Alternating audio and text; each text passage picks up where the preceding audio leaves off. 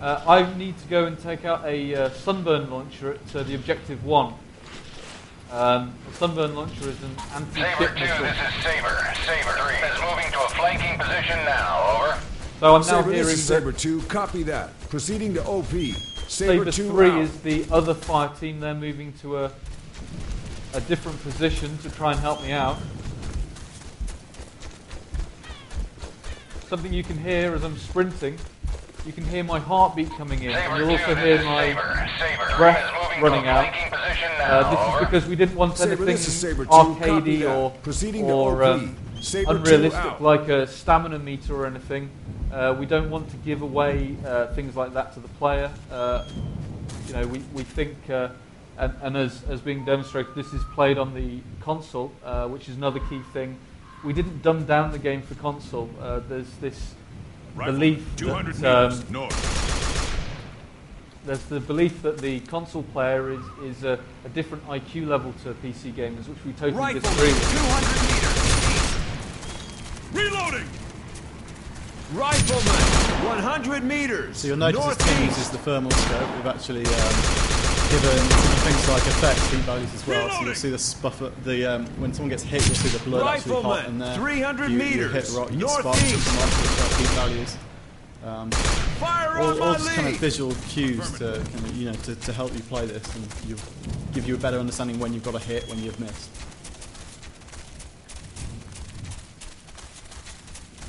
Tim, if this is a quite quiet area, just have a quick glance around. So you can see the draw distance, which we're really proud of. If you look over to your left a little bit, southeast. you should be able to see the distant mountains, which are a good kind of 16 kilometers away. Nothing to stop you just going for a walk and visiting there if you want. Rifleman, 100 meters, southeast. So currently the enemy, as I gave away my position, is like they're trying to flank us. Gunship, 1 click, Luckily I'm southeast. equipped with the thermal Target scope, which rifleman gives me a is significant eliminated. advantage. Obviously there's only 4 of us against an entire PLA army, so...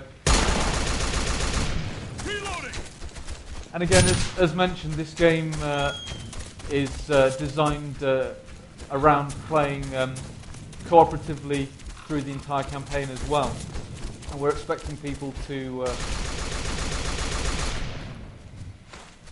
concentrate.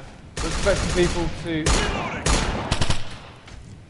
be playing this over Xbox Live or System Link, and obviously on the PlayStation Network and the PC servers as well. One of the things I'll be demonstrating in the one-to-one interviews is the PC mission editor, which is an incredibly powerful tool. It's very easy to use, but it will allow the PC market gamers to create as many missions, multiplayer and single player, as they want to. They'll even be able to create entire campaigns if they want to.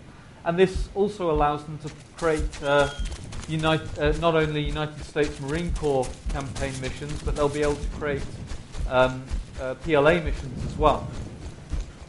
We are supporting this game after release. It's not something we already knew what we wanted to do with downloadable content. I won't give away what the DLC will be, but I do want to confirm that we are planning a lot of DLC for not only console but PC gaming. Reloading. Rifleman, 200 meters north. So I'm trying to push on over to the objective at the moment. As you can see, there are enemies being revealed. You can see some faded markers.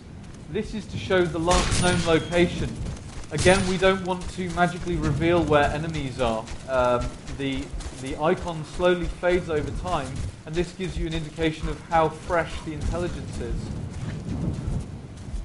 So in a mission like this, you're inserted early on in the campaign behind enemy lines to take out a key installation to basically protect your main fleet that's moving in. So you're very much on your own, whereas in the infantry missions, there's a lot of probably air support, attack choppers, stuff like that, which allows you to give positions of friendly forces. So we've got that whole Blue Force tracker thing going on, the real military use.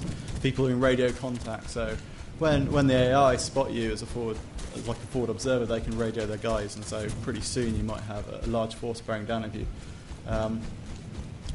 They've got choppers in the air on this mission, so I think they might be engaging the other two at the moment. They'll be giving the other guys on the ground the positions of your guys, so you've got to keep on the move, you've got to keep using the terrain to take cover and use gullies and stuff to advance. Unfortunately, you can see the Sunburn missile launcher that I was trying to get to. As we don't have a huge amount of time, I was playing the mission probably a little more quickly and a bit more, again, Rambo than the game is supposed to be. Again, this game is all about authenticity, and unlike the Hollywood movies that you see, missions do take some time. You know, a certain amount of planning is required. Another thing you'll notice is I have a checkpoint, but as it's hardcore, it's all the way back at the start. I won't play through the whole mission again. We'll hand over to Rich in just a second. But so one of the major things about the game is, as I mentioned, hardcore has no checkpoints other than one after the very start, whereas the other game difficulty modes have various different checkpoints to allow you to continue the action, which is something that the original Flashpoint didn't do, and something we decided to put in to make the game far more accessible than the original Flashpoint. So I hope you've enjoyed a brief look at it. I'm looking forward to showing you the game on the one-to-ones, the mission editor. As I mentioned, also you're going to be able to play some of the missions on full 4-player co-op as well, which is the first time anyone's been able to get hands-on that. So I hope you have a nice time playing that as well. So thank you very much for your time and letting us show you the Operation Flashpoint Dragon Rising, and I hope you've enjoyed what you've seen. Thanks, Dave.